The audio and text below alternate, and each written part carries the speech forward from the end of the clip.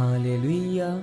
स्वागत है आप सबका मेरी भविष्यवाणियों की पुस्तक में। तो आइए हम आज के पवित्र वचन को पढ़ेंगे जो कि परमेश्वर के दास प्रेरित अंकुर यूसुफ नरूला जी के द्वारा लिखा गया है।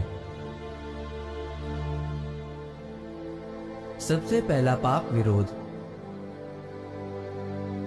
जैसा कि पहला पत्रस अध्याय 5 उसकी 5 आयत में लिखा है, इसी प्रकार हे नवयुवकों, तुम भी प्राचीनों के अधीन रहो, वरन तुम सब के सब एक दूसरे की सेवा के लिए दीनता से कमर बांधे रहो, क्योंकि परमेश्वर अभिमानियों का विरोध करता है परंतु दीनों पर अनुग्रह करता है। मेरे प्रियो, बाइबल बताती है ये वचन उसने लिखा जो इस दुनिया का सबसे अमीर, शक्तिशाली और सबसे ऊंचे स्थान पर था। उस राजा ने, ये कोई ऐसा व्यक्ति नहीं लिख रहा जिसको दुनिया ने, जिसको परिस्थितियों ने नम्र कर दिया। वो लिख रहा है, नवयुवकों, तुम अपने सेवकों के, अपने बड़े बुजुर्गों के अधीन रहो और एक दूसरे के भी अधीन रहो और दीनता से काम करो। बाइबल में लिखा है नीति वचन अध्याय 18 उसकी 12 आयत में, जब मनुष्य का नाश होना होता है तो उसके अंदर घमंड आता है। मैंने बहुत से लोगों को गिरते हुए देखा है सेवकाई से। कब? जब घमंड उनकी जिंदगी में आया, जब अधीनगी छोड़ देना और जैसे ही नम्रता वापस आती है, उसे मालूम होता है कि मैं अब बढ़ने जा रहा हूँ, क्योंकि परमेश्वर नम्र लोगों को अनुग्रह देता है। नम्र जब आप आशीषित हैं, नम्र तब जब किसी को पद से हटा देने का या बढ़ा देने का आपके पास अधिकार है। अगर आप नम्र नहीं रहेंगे तो आप नाश हो जाएंगे। नम्रता तब नहीं परखी जाती है जब आप गरीबी में हैं, क्योंकि हो सकता है कि गरीबी ने आपको नम्र किया है।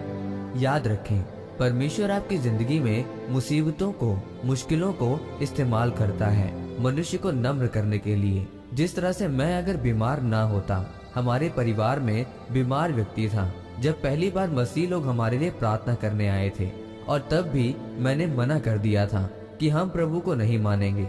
मैंने विरोध किया और अपने पूरे परिवार को परमेश्वर से वापस ले आया। जब परमेश्वर ने मेरी जिंदगी में एक नई मुसीबत दी और मुझे कुत्ते के काटने के बाद मानसिक अटैक होने शुरू हुए, तब परमेश्वर ने मुझे नम्र किया।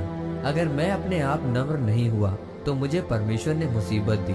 तब मैं ढूंढने लगा कि कौन परमेश्वर है, कौन मुझे इस मुसीबत से छुड़ाएगा। फिर जब मैं थक गया, उस दिन वही लोग जिनसे मैं नफरत करता था उनके पास गया। तब परमेश्वर ने मुझे चुना और उसने मुझे नम्र किया।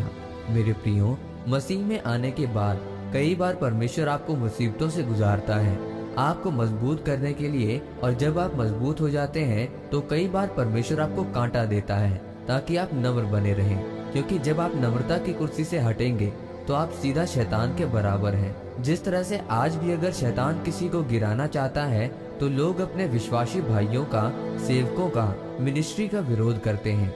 उनको लगता है हम सही कर रहे हैं, उनको लगता है जो दिमाग में आ रहा है वो सही है। उनको ये मालूम नहीं होता कि ये शैतान की दी गई उपज है और वो शैतान के पापों में फंसते हैं। इसीलिए आज बड़े बड़े लोग जिनके पास परमेश्वर का वरदान है वो फेल होकर बैठे हैं और कम वरदान वाले लोग ऊंचे स्थान पर बैठे हैं। इसीलिए हमें अपने आप को नम्र बनाना है।